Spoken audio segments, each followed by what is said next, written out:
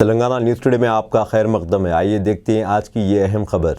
हज कमेटी के चेयरमैन सैयद शाह अफजल बियाबानी खुजर पाशा ने आज मोहम्मद ताजुद्दीन के अहल खाना से मुलाकात की, जिनका कल मीना के रास्ते में इंतकाल हो गया था। चेयरमैन हज कमेटी ने मीडिया से बात करते हुए वाज़ेह किया कि मक्के अज़ीज़ा में कल तेलंगाना हाजियों के साथ जो कुछ हुआ, इसके लिए रियासती हज कमेटी जिम्मेदार नहीं है।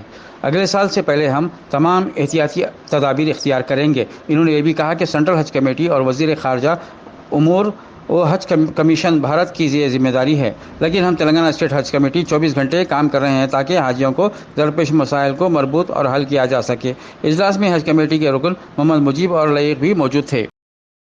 होते जिम्मेदारी किसकी है? आप हमारी तफसीर क्या कहते फोटो लगाकर आप न्यूज़ को गश्त करना कहाँ से जरूरत है? आप लगाइए स्मृति ईरानी के लगाना था। तेलंगाना में जी वजाहत करूँ, आज हम उनके घर पे जाके आए जिनका इंतकाल हुआ, उनके वालिद की फ़ोटो लगाकर यहाँ पर गड़बड़ हो रही, उनके ख़ानदान वाले आके गड़बड़ करे बोले, जबकि उनके ख़ानदान वाले कल आई नहीं।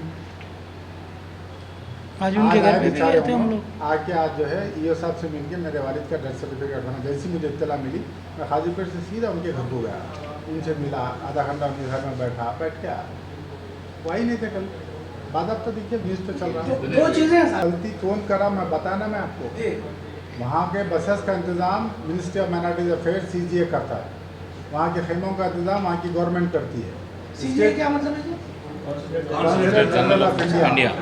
उनको हम यहाँ से जो फ़ोन कर रहे हैं, कॉन्सुलेट जनरल ऑफ इंडिया से बात कर रहे हैं। हम ईओ साहब करें, हम करें, हमारे सेक्रेटरी साहब भी इस पर लगे हुए हैं। उनका कोई रिस्पॉन्स नहीं है। उनको बोल रहे हैं, उनको बता रहे हैं, लाखों का मजमा है, वो भी उन तरफ बात कर रहे हैं। विजुअल करने से सिफारत मसला खाने का हुआ। कोई मतलब रिस्पॉन्स नहीं है अपने हज कमेटी को, सिफारत खाने की तरफ से कोई मुस्बत रद्द-ए-अमल नहीं है। नहीं है। मोहम्मद लईक, हमारे चेयरमैन साहब, एग्जीक्यूटिव ऑफिसर, सुपरटेंडेंट साहब, इरफान साहब दिन रात हज कमेटी में हाजियों के लिए काम करें, और ये जो झूठा प्रोपेगेंडा तनकीद जो कर रहे हैं, उन लोगों को मैं वार्न करना चाह रहा हूँ, उनके ऊपर लीगल एक्शन लिया जाएगा। बग़ैर कोई सब्जेक्ट पे, बग़ैर नॉलेज के ये चीज़ को फैला रहे हैं।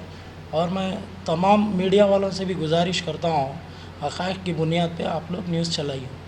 तकलीफ़ हम मानते हैं, और हमारे ऑफिसर्स 24 घंटे यहाँ पे हम बैठे हैं कि हम सेंट्रल हज कमेटी से रब्त में आ रहे हैं। और वहाँ के जो मेन जो रहता है मौलम रहता है, मौलम सऊदी रहता है, तो मौलम को का तकर्रुर मिनिस्ट्री ऑफ माइनॉरिटीज अफेयर्स और हज कमेटी मिलकर मौलम का तकर्रुर करती है। ट्रैवलिंग का तकर्रुर वो, ट्रैवलिंग का इंतज़ाम वो करती है। तमाम इंतज़ाम उनके हाथ पे रहते हैं।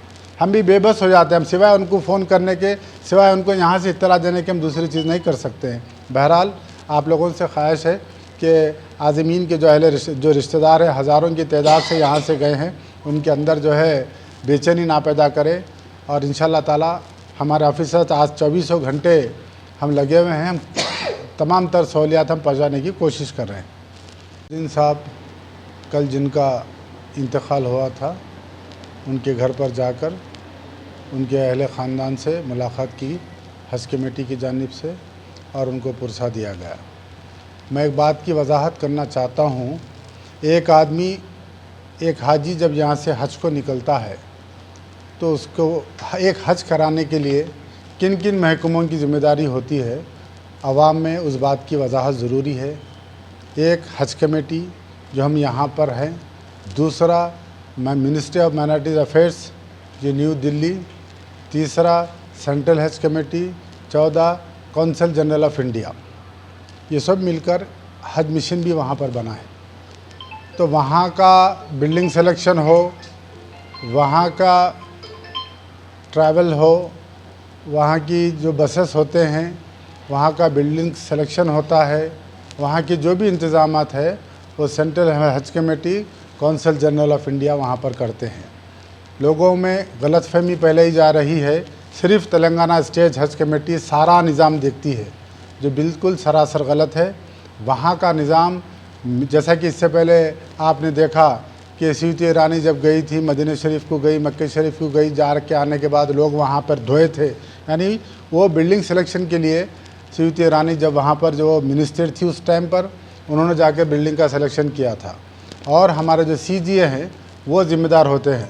जो भी आज़मीन हज को जो तकलीफ़ हुई है, जैसा ही कल बसेस का लेट आना, लोगों को दूसरे जगह पर छोड़ देना, ये तमाम तर जिम्मेदारी सेंट्रल हज कमेटी और CGI की होती है, उनको जिम्मेदारी कबूल करनी चाहिए।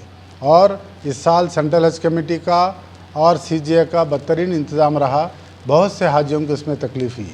चलिए 200-400-500, हम ये नहीं चाहते कि कोई, जितने हाजी हिंदुस्तान से 2 लाख से ज़्यादा हुज्जाज इकराम यहाँ से गए हैं, सबको सहूलत पहुँचे, लेकिन बास को होता है हमारे 700-800 हुज्जाज इकराम को तकलीफ़ हुई है। हम इसकी मजम्मत करते हैं और इंशाअल्लाह ताला आइंदा साल हम सेंट्रल हज कमेटी से पहले ही रुजू होंगे और मिनिस्ट्री ऑफ माइनॉरिटी अफेयर से पहले ही गुफ्तगू करेंगे कि इस किस्म की तकलीफ़ ना हो।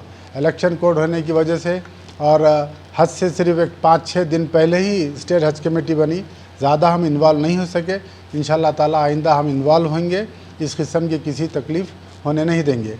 ख़ास तौर पर मैं मीडिया भाइयों से ख्वाहिश करूँगा कि वो गैर ज़रूरी न्यूज़ फैलाकर, यानी उससे हो रहा क्या, हमारी तस्वीर लगा के न्यूज़ डाल रहे हैं आप, ठीक है, लेकिन जो दूसरे आज़मीन के अहले ख़ानदान यहाँ पर है, सब वो लोगों के फ़ोन से वो समझ रहे हैं कि सब के सब परेशान हैं। गलत न्यूज़ फैलाना, बहतान तराशी